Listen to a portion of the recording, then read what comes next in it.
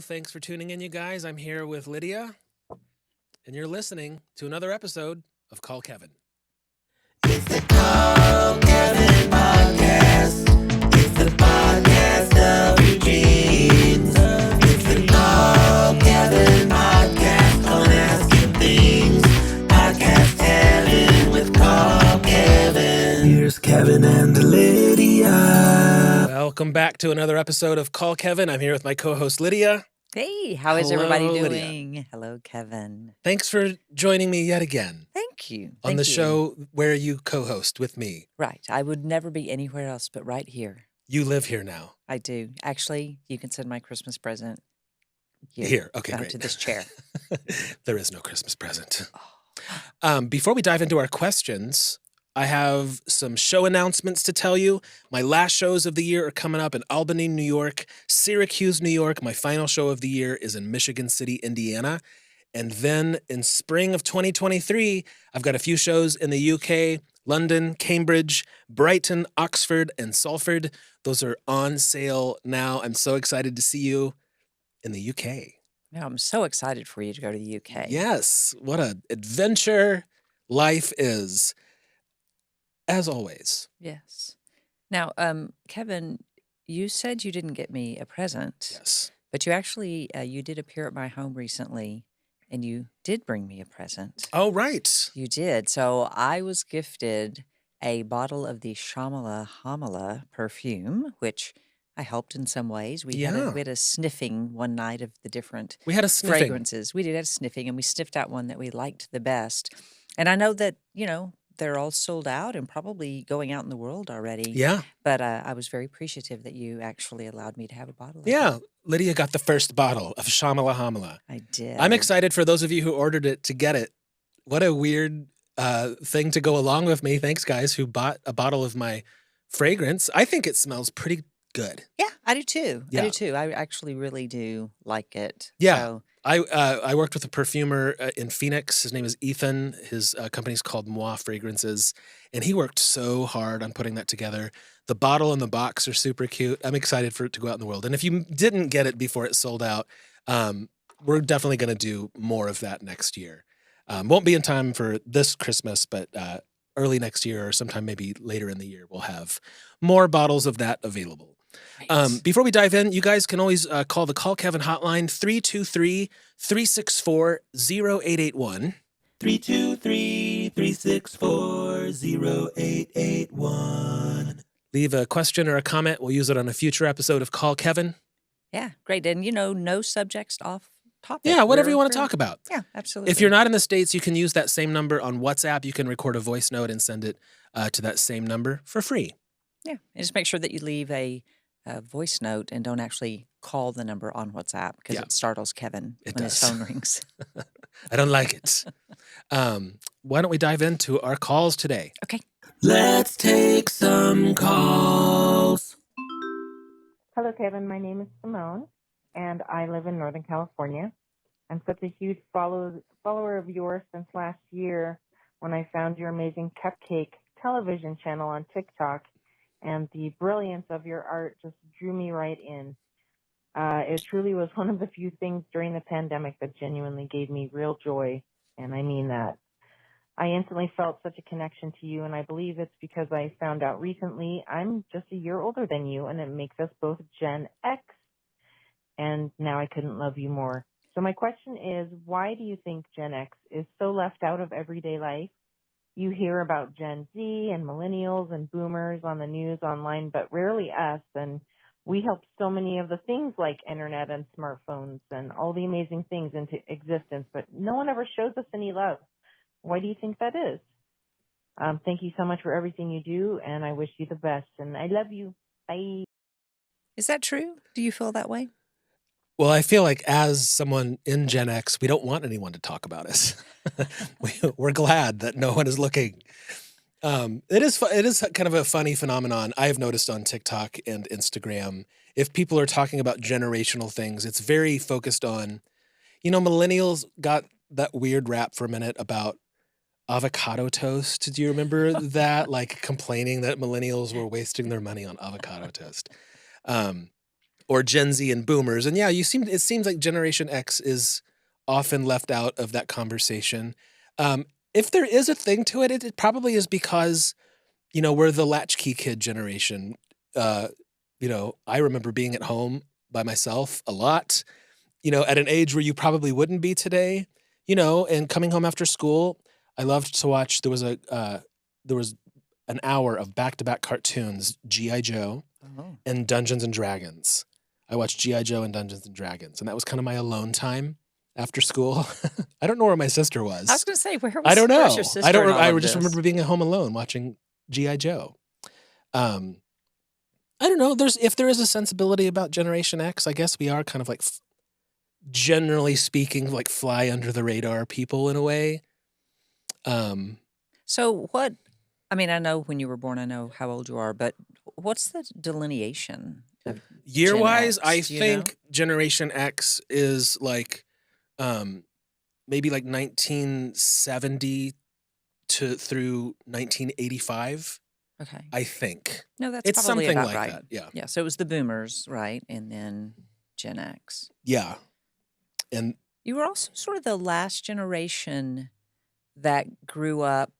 It was not long after we started getting a lot more, like, I would assume that probably cable started happening in your youth and having a VCR in the home. Yeah. And so you were definitely on the cusp of new things, but before the internet and Sure. cell phones.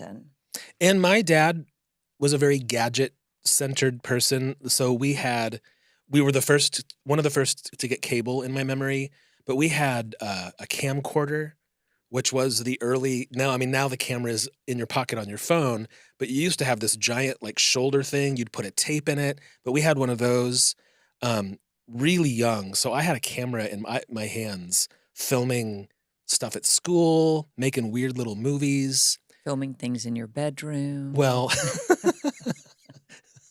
we're not going to talk about that.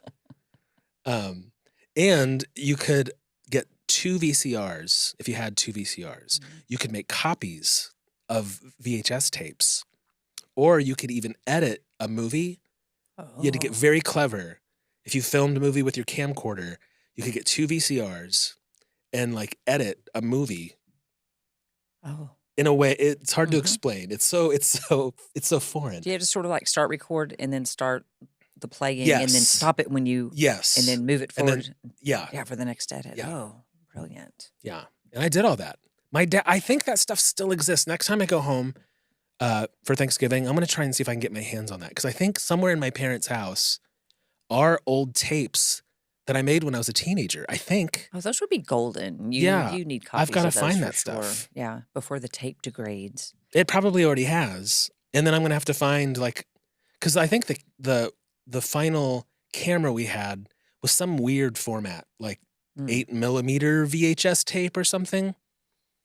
Yeah. I don't know why I haven't done it. Yeah, do it. I will. List of things to do. Yes. Kevin. Let's take another question. All right. Kevin, my name is Josh, and I'm in LA.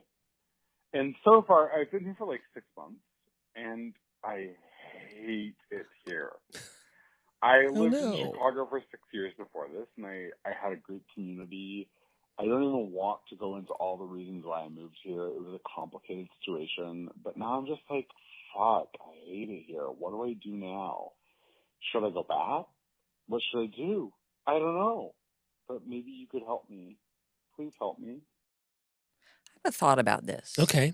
We've both lived in LA. Yes. It is a hard city to live in. It's challenging. Especially at first. At first, absolutely. And there are lovely things about it, but I think you have to make an effort. Like people are like, "Oh, you live by the ocean," but you probably really don't, and it might take you an hour to get there. But if you take the time to get yourself to the ocean, or if you even have the time, if you're working a lot. yeah. But I'm just thinking that 6 months is a short amount of time. It's a long time to be miserable. Yeah. But I think it took me probably a year before I really started feeling like I was comfortable. I lived in LA. I stopped getting street cleaning tickets. Mm, But I think you also have to find ways to find the good in the city and what does bring you joy. yeah. There are amazing museums. There are, amazing concerts. There are beautiful places, the Greek, to see concerts or get yourself to the ocean if that It floats takes a your long time boat. to figure it out. Takes a That long city time to figure especially. it out. Yeah.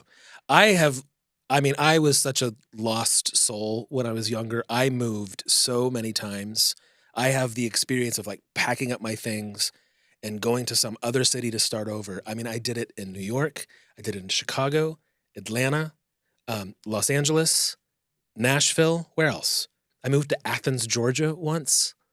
I've moved to a brand new place so many times, and so I started to feel how it emotionally unfolds inside of you, because you get sort of a rush right at the beginning when you first show up in a new place. You're like, yes, I'm living my dreams. This is what I've always wanted. And then a few months in, you start to feel like you left your support system.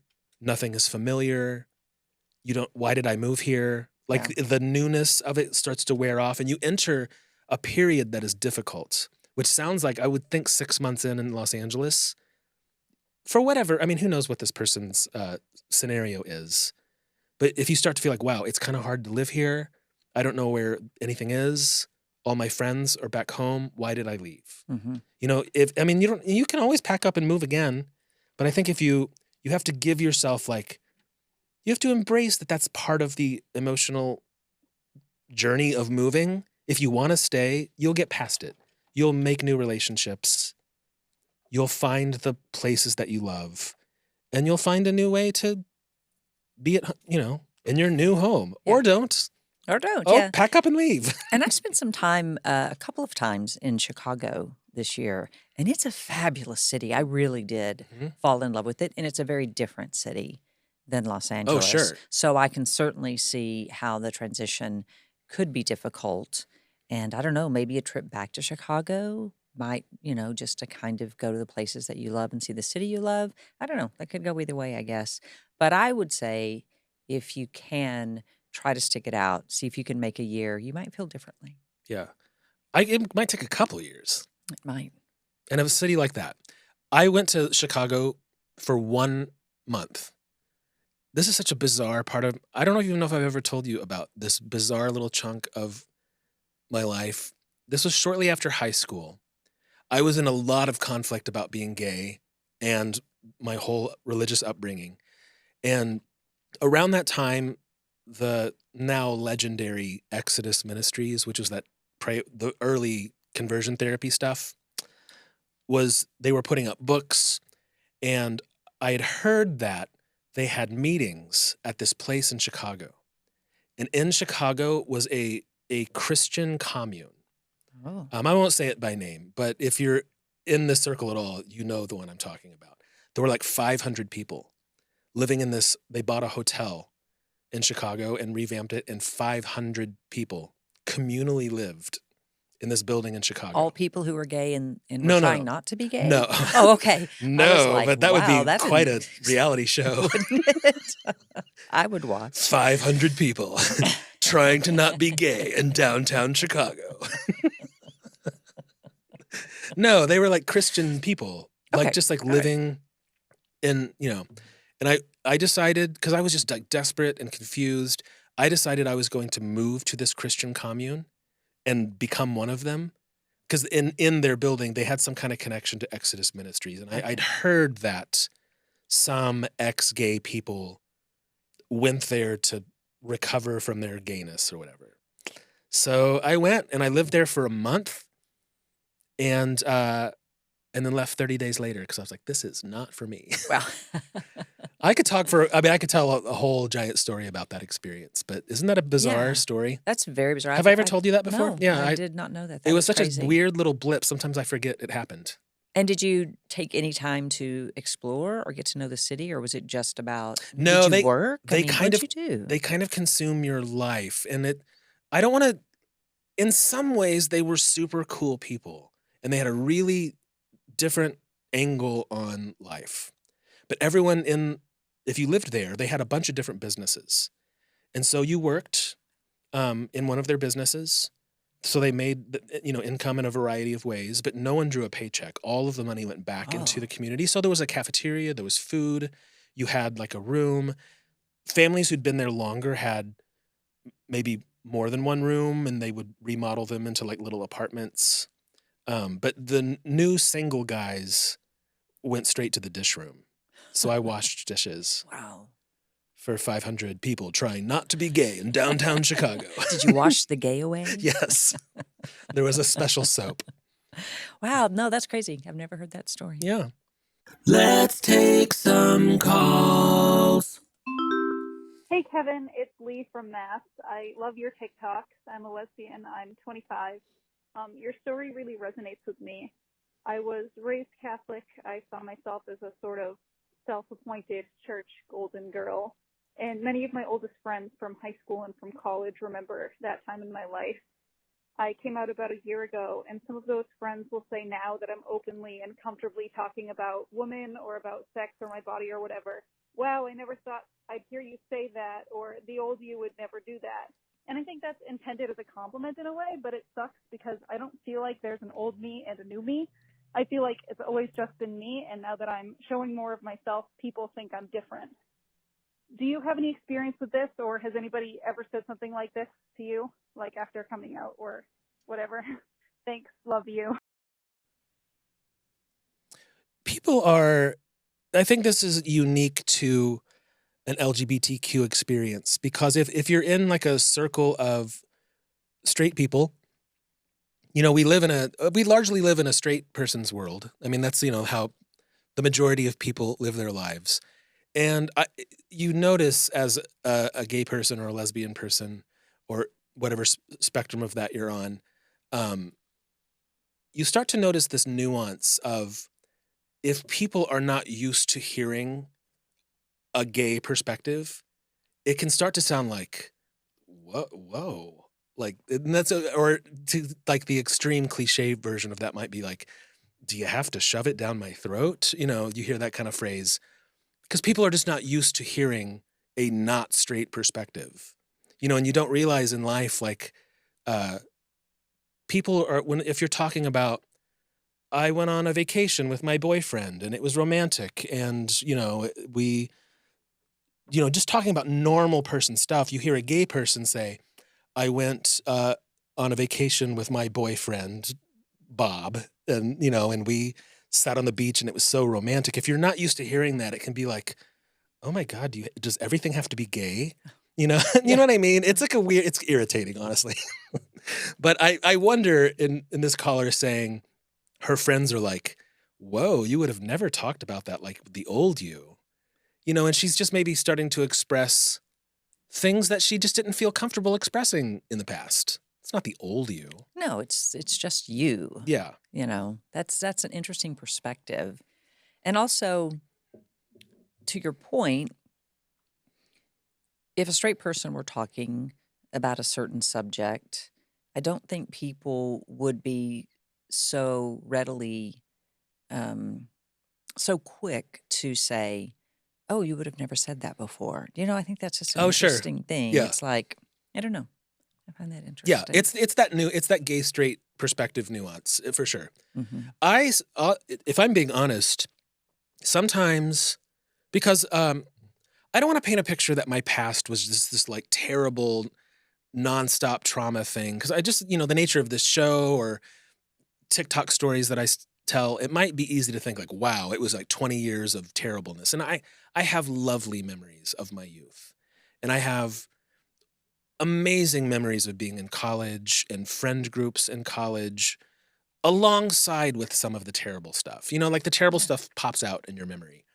But if I'm being completely truthful, sometimes I do have trouble reconnecting, or if people want to reconnect with me that I haven't seen in 20 years, there's a hesitancy inside of me, if I'm being completely truthful. And sometimes I just avoid it altogether, because it's like that person knew me when I was maybe not at my best. Mhm. And I'm, and if someone like who knew me in college maybe, I mean, there were a couple semesters where I was struggling with a lot of things. And if, now as a 50-year-old man, it doesn't happen too often, honestly, because I probably keep people at a little bit of a distance sometimes. But if I have a fear that someone's going to treat me as if it was 25 years ago, or like say something about me and not acknowledge all the growth I've experienced. Do you know what I mean? I do. And I think interesting, we all talk about that there's good and bad in social media. And one of the things that social media did was to reconnect us with people that we probably would never have reconnected with. I get a lot. In the beginning on Facebook, I took every person from my past, I I did took too. their friend request. Yeah. And then all of a sudden one day, I'm like, these people don't know me. They don't know who I am now. They don't Yeah. know what I've been through. Like, we've got nothing in common. Why do I feel the need to be their friend? But I think that's another sort of outcome of social media, is that it's made it really easy for people to try to reach out and reconnect with you. And maybe some of those people are best, left in Yeah. the past. That I haven't thought about that phenomenon in a long time, that whole Facebook thing. But that was kind of the beginning of the downfall of society. Because I did the same thing in that there was that. What time period was that? It seems like It 10 was years, like 10 years ago. well, it was right after I came off the ship the first time, because my first friend was a person that I knew on the ship. So I'm going to say 2005 Yeah, that sounds was about right. about right for Yeah, Facebook. those like those late 2000s. I did the same thing. Every single person that crawled out of the nothing sent me a friend request, and I accepted it. And then all of a sudden, you're seeing the interior thoughts of people you went to high school with, and it was not really a good thing, I don't think. Yeah. I did it too. I mean, in those days, I was in the beginnings of trying to establish myself as a stand-up comedian in Los Angeles. So I would get on there and like push buttons. And I did things I wouldn't today. I didn't quite understand what that whole beast was, but I would definitely get on Facebook and like say way too personal things. I can attest to this. Do you This remember is that true. era? Oh, I do. And then some friends of ours would be like, "Is Kevin okay?" I'm like, ignore him. He's trying to get a rise out of you. Yeah, it was a different era, and again, I was at the beginning of my stand-up comedy journey and saying stupid stuff. But then we just saw each other's inside thoughts, and it wasn't good. So, just quickly back to our caller. Do you feel like that if somebody says, "Oh, the old you would have never said that"? I mean, do you feel like that she should acknowledge that? Should she say to them, "This is just me. It's Yeah. it's not the new me. Yeah. It's just me." I mean, Say how you feel. I think so. I think okay, if a person is really your friend or somebody who really cares about you, if they're saying something that may be a little, stingy or hurtful, I know myself, I would rather be told. It might hurt a little bit to hear it, but I would rather be told so that you don't continue to do that. And also, I think it's a form of education for people to sort of like, how to deal with your friends when they're going through different things in your life. So I say speak up kindly for yourself. Even though that's not easy to do sometimes, especially with whatever your friend dynamic is. For sure. But yeah, Okay. do it. Be brave.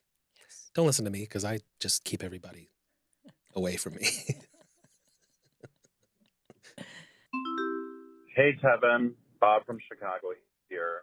Love the podcast. Love your work on TikTok.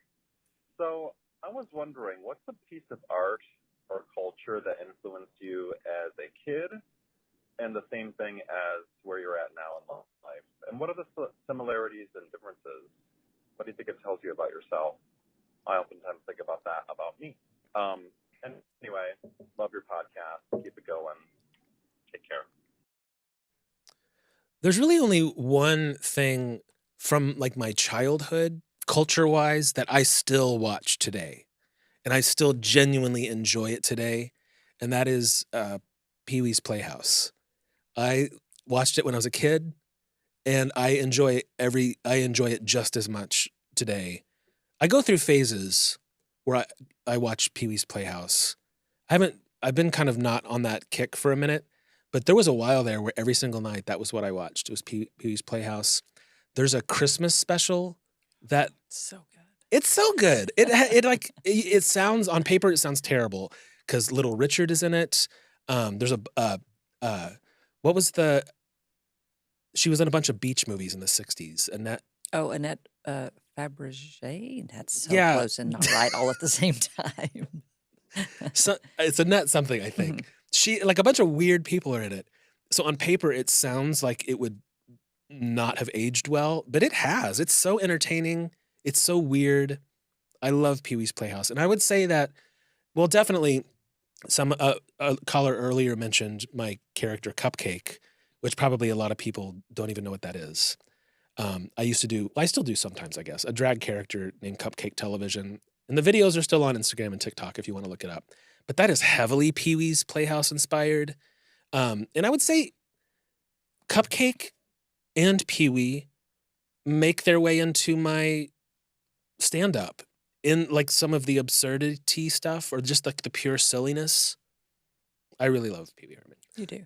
Well, and there was a time period when Kevin has done so many artistic ventures, but I remember you and I had some long conversations because you wanted to do something similar, like a sort of a variety show with different characters. But I think one of the things I know I was drawn to, and I think you are too, is that there's just an innocence and a kindness about it. Yeah.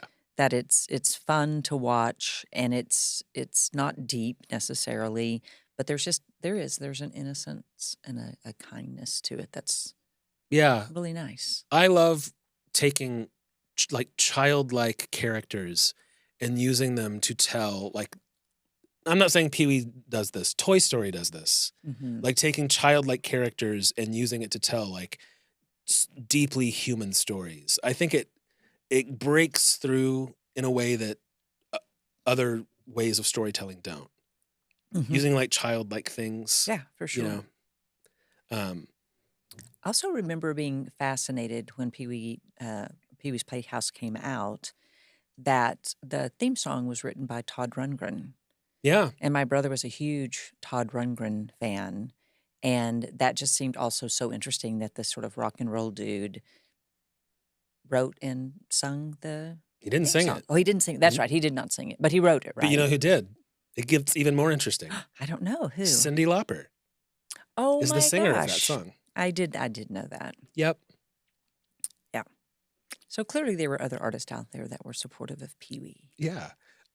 Is there something from your childhood that you still enjoy today or that still resonates with you today? I think, and we actually spoke about this previously on another podcast, on the Halloween podcast. For me, growing up, there were these monumental movies, and you only got to see them once a year. Wizard of Oz is one. The Sound of Music is one. Miracle on 34th Street? Yeah, absolutely. Or any of the Rudolph the Red-Nosed Reindeer, How the Grinch Stole Christmas. There was this thing that was so special about something that you loved and you loved to watch and meant something to you, but you could only see it once a year. You couldn't record it even, so you had to like pay attention to when it was on, and then you had to sit down in front of the TV. You couldn't pause it. You had to sit down in front of the TV and watch it as a whole from the beginning to end, which is something that probably most of us rarely do this day. It's very easy to pause it, and walk away and come back. And everyone in the country is watching it at the same time. Yeah, absolutely. Absolutely. And so those were things I was really affected by, I think, as a child, is that anticipation of something that you loved and getting to see it and knowing that you had to sit, you had to watch it, you weren't going to see it again for a year. But I think that's where my love of theater and acting definitely stemmed from watching those movies that I loved and enjoyed so much. I think it's also kind of a cool thing. My cousin was a preacher's kid, a PK, and being a preacher's kid, he had to be at church, Sunday morning, Sunday night, Wednesday night. I mean, he was always at church. But there was one night a year on Sunday night that he and his mom got to stay home together to watch The Sound of Music. And he talks about what that means to him, that once a year he got to stay home as a child with his mom from Sunday evening church and they watch The Sound of Music. Yeah, that's a phenomenon that doesn't happen anymore. Mm-mm. I do remember the movies coming on. A lot of it was around the holidays, Mhm. and a lot of them were holiday movies. But by like the mid to late 80s, most people had a VCR, and my sister recorded certain movies, Mm. The Wizard of Oz being one of them. My sister, and at some point, my sister sort of just ruled the television, and we all just let her. I'm not sure why. But she recorded, Wizard of Oz was one of those movies. What was the musical with the girl with the red hair? Annie. Annie, yes. There were certain movies she just played over and over. Grease was another one. Oh, Grease, yeah. I have seen those movies so many freaking times. Wizard of Oz, Grease, Annie. There's a couple others because my sister just played them nonstop. So that's the next. There was a special phenomenon of once a year, everyone watched The Wizard of Oz at once, and then there was an era of my God, stop playing The Wizard of Oz. Enough with the monkeys already. We Yeah. know what happens. You're not going to believe this, but I've never seen The Sound of Music. What? I've never seen it. Seriously? Seriously. Okay, well, some night I'm going to make you come Whoa. sit down.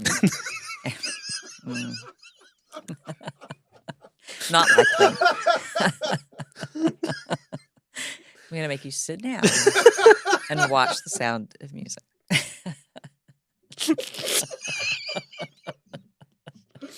Kevin has now completely cracked himself up. Oh, let's take another call. No, I need to recover.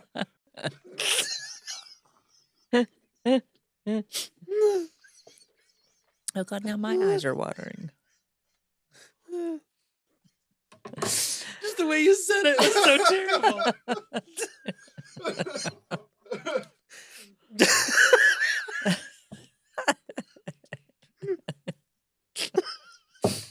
Now for some advertising. Hello, everybody. My name is Terrell, aka Minty Bongwater, and I am here to talk about my tea brand, Minty. I have 5 different kinds of tea that are hand blended with a lot of love and intention. I have a mango hibiscus tea, blueberry coconut, apple cinnamon, pina colada, and watermelon mint.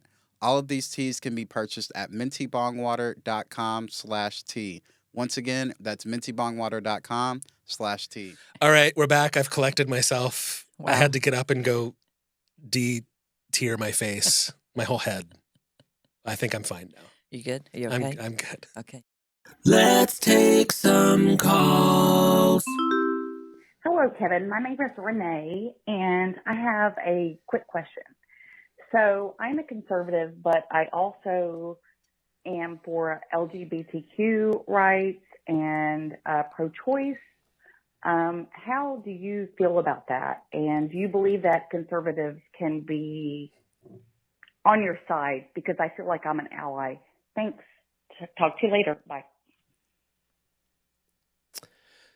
There's a thing I've become aware of over the last few years. And God, this is a very complex thing to try and verbalize. I'm becoming aware, I think, that we have these identities of conservative or liberal, and especially in some families, I think it's a huge part of like who we are.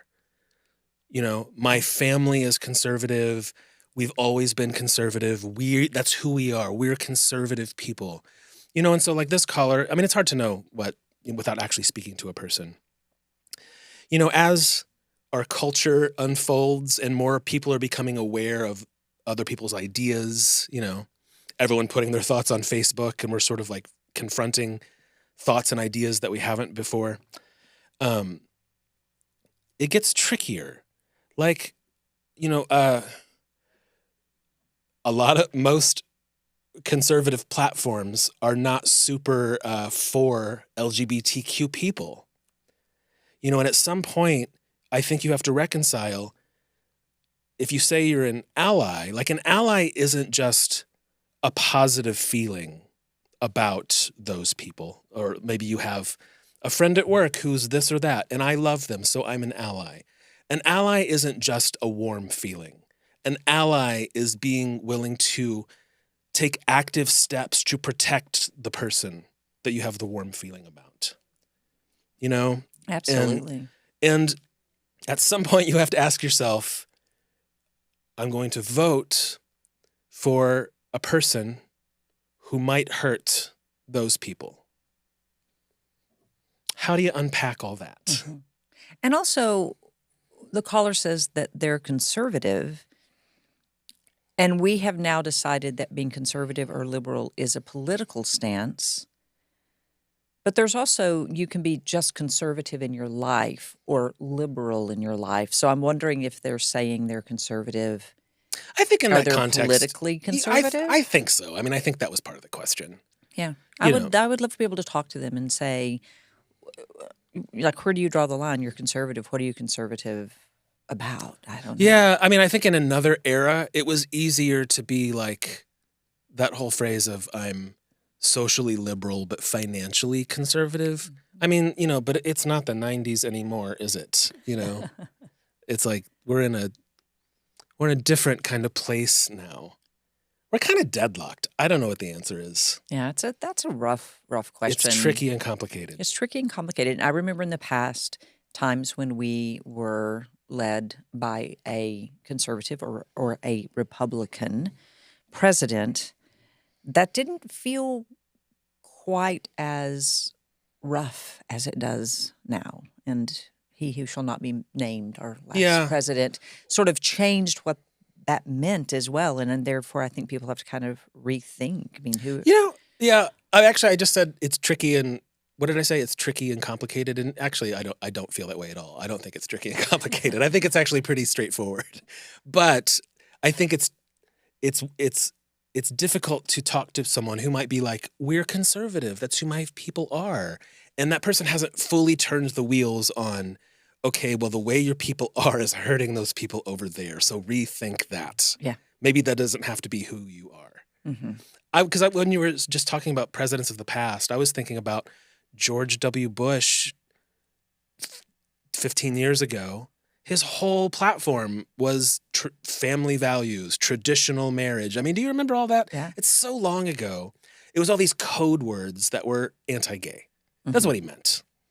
Yeah. Traditional family value family. Sounds good. Mm-hmm. What does that mean? Yeah. Psh. Yeah.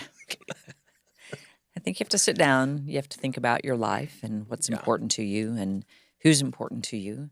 And, and I don't know, maybe rethink. Mm-hmm. Hi, Kevin. This is Ann. I'm calling from Fort Worth, Texas. You were one of the first faces on my FYP when I initially downloaded TikTok, and I was an instant fan. I also got to catch your show recently in Austin, which was fabulous. My date to that show was my soon-to-be ex-husband, who also is named Kevin. He's my soon-to-be ex because back in 2020, at the height of COVID lockdowns, I learned that after 12 years of marriage that he is gay. He too was raised in a conservative religious household, and he is just now in his 40s, starting to kind of heal some of that religious trauma and learn to love and accept himself. And we've managed to stay friends, and I just want him to be happy. I know that's not always the case in these situations, but I've learned through joining support groups and meeting other folks in this situation just how not uncommon these kind of mixed orientation marriages are. And it breaks my heart that this continues to happen in 2022 and folks feel forced to hide who they are. I guess my question is, did you ever feel that pressure to date or marry a woman in order to please your family or your church or conform to society's expectations? Or do you know anyone else who has? Thanks so much for listening, and I can't wait to listen to the podcast. I could have been that person so easily. I definitely remember in my late teens feeling like the way out was to get married. Like I knew something was, I knew all the things that were going on secretly in my head, but I definitely remember, who can I in the church can I marry? And I'm going to start a family in this church. And somehow I was like, that'll fix it. I so easily could have gone down that path. What do you think stopped you? I got to a point where I was so conflicted. I don't know, maybe, if a different personality type would have just kind of gone along with it. And, and I didn't get that close. I kept falling in love with my male friends in the church, like secretly. Mm-hmm. I think it's the heartbreak of that made me flee. Because, like, yes, I was like, oh, maybe I should marry the pastor's daughter. But also I was secretly in love with Bob over there. I don't know. That's the name I keep choosing today. And not even being able to, like, fully think those thoughts, but I was. And then Bob would get married, and then I'd be, like, secretly heartbroken. I did that, like, 4 times in a row. And, like, the last one, I was just so, like, internally sad and felt stupid that I keep doing this, that it was that heartbreak that's like, I have to get out of here. Like, I have to leave this place.